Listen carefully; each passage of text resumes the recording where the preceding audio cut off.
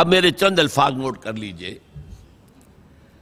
شہادت در حقیقت کار رسالت کی ادائیگی کے لیے قرآن مجید کی اہم ترین اصطلاح ہے. نبی جب آتے تھے گواہی دیتے تھے کہ اللہ کے سوا کوئی معبود نہیں. اللہ کے حق میں گواہی دیتے تھے میں اللہ کا رسول ہوں.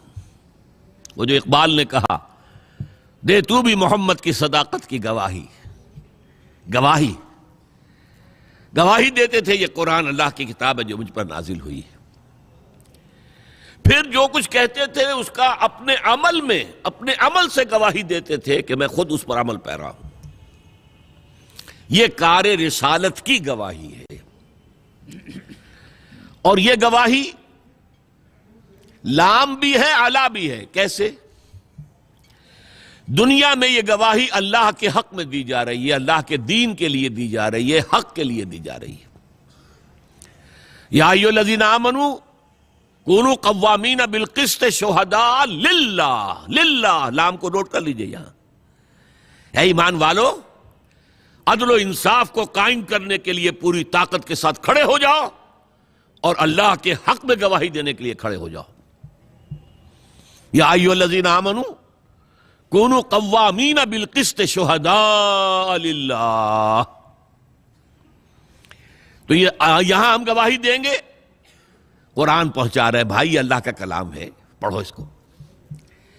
اپنے عمل پہ کے ذریعے سے اس کی گواہی پیش کر رہے ہیں. یہ گواہی ہے اللہ کی, اللہ کے دین کی, اللہ کی توحید کی, اللہ کی رسالت کی, اللہ کے کلام کی گواہی ہے. یہ گواہی الٹی پڑ جائے گی قیامت کے دن. اللہ کے رسول کھڑے ہو کر کہیں گے اے اللہ میں نے ان کو پہنچا دیا تھا تیرا کلام. Now they are accountable. They can't plead ignorance. یہ نہیں کہہ سکتے کہ ہمیں معلوم نہیں تھا.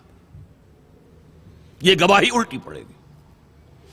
گویا کہ قیامت کے دن انبیاء اور رسول سرکاری گواہ بن کر کھڑے ہوں گے. Prosecution witnesses.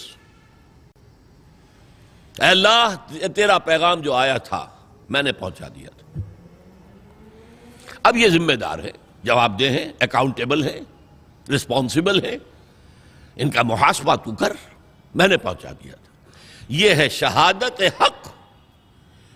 دنیا میں اپنے قول سے اپنے عمل سے اللہ کے حق میں, دین کے حق میں, اللہ کی تعلیمات کے حق میں, دین حق کے حق میں گواہی دینا. اور آخرت میں کھڑے ہو کر گواہی دینا کہ اللہ میں نے یہ پیغام پہنچا دیا تھا. یہ نہیں کہہ سکتے کہ ہمیں بات پہنچائی نہیں گئی. دیکھیے اس میں بہت ہی نازک مسئلہ ہے. آپ اپنے کسی عزیز کو ایک پیغام بھیجتے ہیں کہ دیکھنا بھائی کل شام تک یہ کام کرنا ہے, ضرور کرنا ہے, ضرور کرنا ہے, ضرور کرنا ہے. اگر نہ ہوا تو میرا بڑا نقصان ہو جائے گا. کام نہیں ہوا, آپ کا نقصان ہو گیا. اب آپ غصے میں بفرے ہوئے پھنکارتے ہوئے گئے اپنے اس عزیز کے پاس.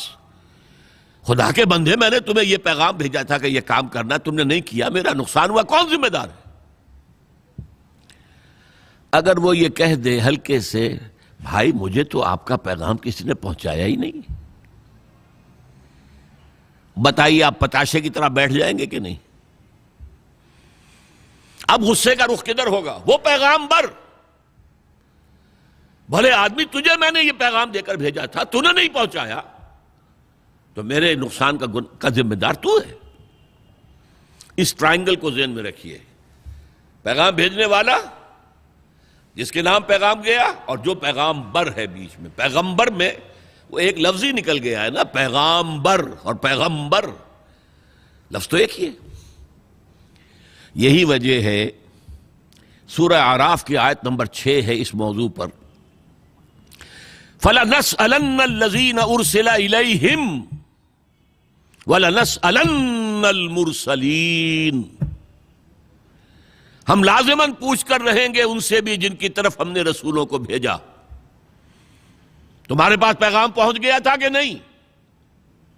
اور ہم لازماً پوچھ کر رہیں گے رسولوں سے بھی تم نے پہنچایا تھا کہ نہیں؟ دیکھیے رسول کتنا ہی بلند مقام ہو، اللہ کے سامنے تو عبد ہے نا. اللہ تو اپنے رسولوں سے بھی محاسبہ کرے گا. قرآن مجید میں سورہ مائدہ میں ہے کہ نہیں؟ یا عیسی ابن مریم انت قلت للناس اتخذونی و امی الہین من دون اللہ.